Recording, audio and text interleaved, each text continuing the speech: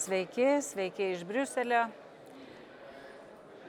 Apie Lietuvos reikalus, bet ne tik, tarptautiniam kontekste. Socialdemokratai ir prezidentas Gitanas Nausėda akivaizdžius premjero Gintauto Palucko ir jo partnerių sukčiavimo voratinklius bando įsprausti į Lietuvos naujausiųjų laikų istorijoje gerai žinomus Всё законно rėmus.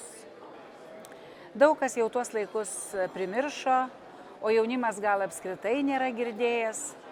Pavyzdžiui, apie draugystės viešbučio Vilniuje privatizavimą ir pardavimą. Apie tuos laikus, kuomet ir gimė garsusis Brazausko Всё законно. Buvusi sovietinė nomenklatūra, kurią nepriklausomybė ištiko, esu liudininkė, tikrai netikėtai, greitai suvokė atsiveriančias naujas galimybės. Kol sąjūdiečiai mojavo trispalvėmis ir kūrė valstybės teisinius pamatus, siekė valstybės pripažinimo, gabūs nomenklatūrininkai nusitaikė į privatizacijos procesą, į pinigus.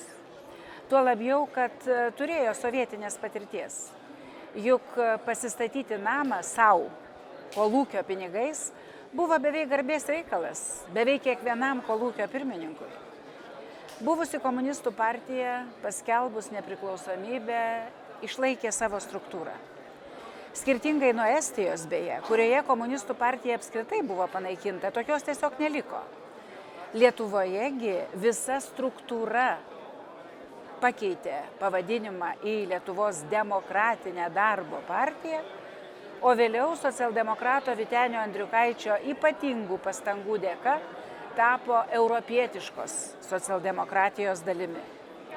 Taip, komunistai tapo socialdemokratais, tačiau visus savo sovietinius papročius perkelė į atsikūrusios Lietuvos politiką. Algirdas Brazauskas buvo šio proceso stogas, variklis ir simbolis vienu metu. Nesakau, kad jis nepadarė gerų darbų, tačiau šita linija buvo pati ryškiausia. Na, o pats ryškiausias pavyzdys veidrodiniu būdu atspindintis Palucko dabartinę istoriją, kai sukuriama schema, kaip legaliai duoti kyšį, buvo draugystės viešbučio Vilniuje istorija, kurią jau minėjau. Tuomet labai didelę įtaką Lietuvos gyvenime turėjusi su Rusija susijusi, Rusijos, galima sakyti, įmonės Lukoil Lietuva vadovas Ivanas Paleičikas pardavė savo turėtas draugystės viešbučio akcijas Brazausko šeimai. O ši sumokėjo daug mažiau, nei buvo vertas pats viešbutis ar jame įvykdytas remontas. Viskas lyg buvo padaryta pagal įstatymus. Už kiek noriu, už tiek parduodu. Ir nesvarbu, kad gerokai pigiau parduodu premjero šeimai. Всё законно, sakė Brazauskas. Всё законно, kartojo socialdemokratų choras ir dėja labai daug Lietuvos rinkėjų. Lyg nuo žąsies vanduo. Atvirkščiai, tokia politika patiko daugeliui. Juk tai buvo duodamas ženklas, kad ir kitiems skaidrumo kartelė panaši. Taigi schema apie Palucko žuvyčių verslą ar galimai ir prabangaus būto pirkimo atveju, kai nežinai, kas tau pinigus davė, yra panaši. Ir vadinkime daiktus tikraisiais vardais. Tai yra kyšis. Pakištas po schema, tačiau kyšis. Paluckas yra tobulas Brazausko mokinys, dabartinės Lietuvos premjero pareigose. Mokinys ne tik Всё законно verslo schemų kūrime, bet ir demagogijos bei melo aukštumose, tokio įžūlumo, sakyčiau, aukštumose. Sakyčiau net, kad pralenkė tą mokytoją. Brazauskas netgi toks įžūlus nebuvo. Ir čia vėl turim tą pačią esminę problemą. Socialdemokratų partija ir jos rinkėjus. Deja, bet jiems vargu ar tai yra problema. Greičiau atvirkščiai. Palyginimas su Brazausku, tegu ir sukčiavimo schemų kontekste, jiems turbūt bus lyg pagirimas, lyg reklama, maždaug savas Brazausko politinis palikuonis. O prezidentui Nausėdai ir jo pagrindiniam patarėjui atėjusiam iš panašiomis schemomis, beje, privatizuotos, aš sakyčiau, iš Sąjūdžio pavogtos Respublikos, kaip matome, tokie pat žmonės yra priimtini. Kodėl? Kodėl priimtini? Na, nes galima lengviau susitarti, nėra moralinių skrupulų, ar labai stipriai išreikšto teisingumo jausmo, kaip kokioms Šimonytėms. O iš tiesų tai nėra čia ko juokauti, turime labai pažeidžiamą premjerą, silpną. Toks jis naudingas visiems koalicijoje. Iš šios istorijos aišku, kodėl du vyrukai, Paluckas ir Žemaitaitis, tokie neperskiriami. Kas tie antisemitizmai ir kokie nors valstybės prestižo ar moralinio autoriteto reikalai, kam nėra laiko. Yra svarbesnių, nes tam, kad sukurtum viso zakono schemas, irgi reikia laiko, reikia daug smegenų darbo. Toks Paluckas yra naudingas ir neformaliajam koalicijos partneriui prezidentui Nausėdai. Juk kai skyrė jau teistą už neskaidrius darbus premjerą, buvo signalas visiems, kad tolerancijos kartelė premjero pareigoms nuleidžiama labai žemai. Man nesuprantama, kaip galėjo tokių svarbių faktų nežinoti Lietuvos specialiosios tarnybos. Ypač žinant, koks artimas ryšys siejo prezidentą ir buvusi VSD vadovą. Žvalgybų inspektorius turi nedelsiant imtis išsamaus patikrinimo, ar VSD ir kitos tarnybos turėjo informacijos apie premjero aplinką, jei turėjo, ar su ja buvo supažindintas. Premjeras skyręs tokį premjerą, skyręs prezidentas.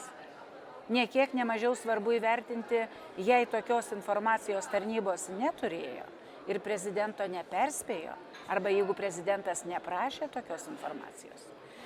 Tai rodytų beje didelės tarnybų problemas ir kalbos apie tai, kad savo kiemą esame jau susitvarkę, yra apgaulingos.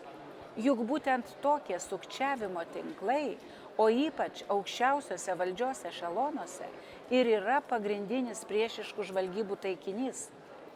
Skiriant už sukčiavimą jau teistą žmogų į premjero pareigas, prezidentas privalėjo specialiųjų saugumo tarnybų prašyti išsamaus patikrinimo, kad gautų visapusišką informaciją. Tačiau noras turėti dėl nieko su juo nesiginčijantį, nei užsienio, nei saugumo politiką nesidominti žmogų, ko gero ir buvo prezidento Nausėdos svajonių premjeras. Kai kas tuomet, kai dėl žiurkių nuodų bylos teistas socialdemokratas buvo pasiūlytas į premjerus, bandė sakyti, kad va žiūrėkit, jaunas buvo nepatyręs, padarė klaidą, dabar jau suprato. Iš Laisvės televizijos ir sienos tyrimo paaiškėjo svarbus dalykas – nesuprato. Atvirkščiai, pamatėme, kad Vilniaus savivaldoje įgyta patirtis buvo sparčiai išplėtota, naudojant gudrias schemas. Beje, panašus schemų genijus buvo toks Viktoras Uspaskich, irgi turėjęs didelį rinkėjų palankumą, panašių rinkėjų palankumą. Brazausko nebėra, Uspaskich džiaugiasi gyvenimu Tailande, atėjo jaunimo eilė. Lyg ir džiaugiamės, dėja, bet mano ir daugelio kitų lūkesčiai, jog seną sovietinę nomenklatūrą su senais įpročiais statytis namus iš kolūkio pinigų pakeis europietiškos socialdemokratijos jaunimas nepasitvirtino. Lietuva taip ir toliau neturės stiprios kairiosios politinės partijos su tvirtu vertybiniu stuburu, tegur kairiuoju. Būtent ši rinkėjų dalis ir pagimdo Seime Palucko bei Žemaitaičio tandemus. Deja ir toliau turėsime tą pačią posovietinę nomenklatūrinę partiją, tik su jaunesniais veidais viršūnėje. Gabiais vyrukais, puikiai sugebančiais megzti sukčiavimo voratinklius ir nematančius tame nieko blogo. Taip kaip besažinės graužaties imdavo iš kolūkių, taip dabar apsimetęs naujų verslų, startupų ima jau ne kolūkio, bet europinius pinigus. Ir ką manyti tiems, kurie su tokiomis pagundomis susiduria kasdien valstybės tarnyboje?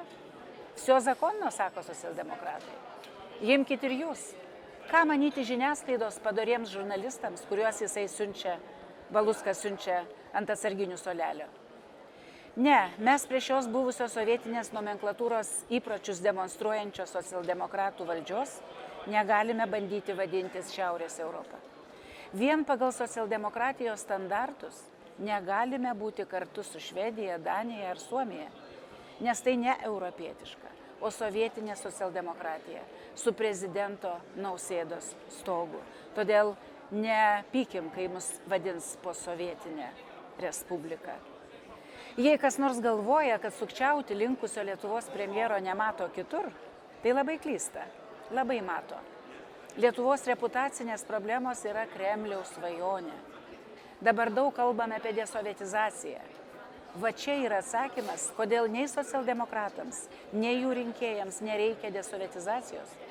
Brazausko vsio zakonno yra taip giliai socialdemokratų šaknyse, kad ko gero tikros desovietizacijos dar teks ilgokai palaukti.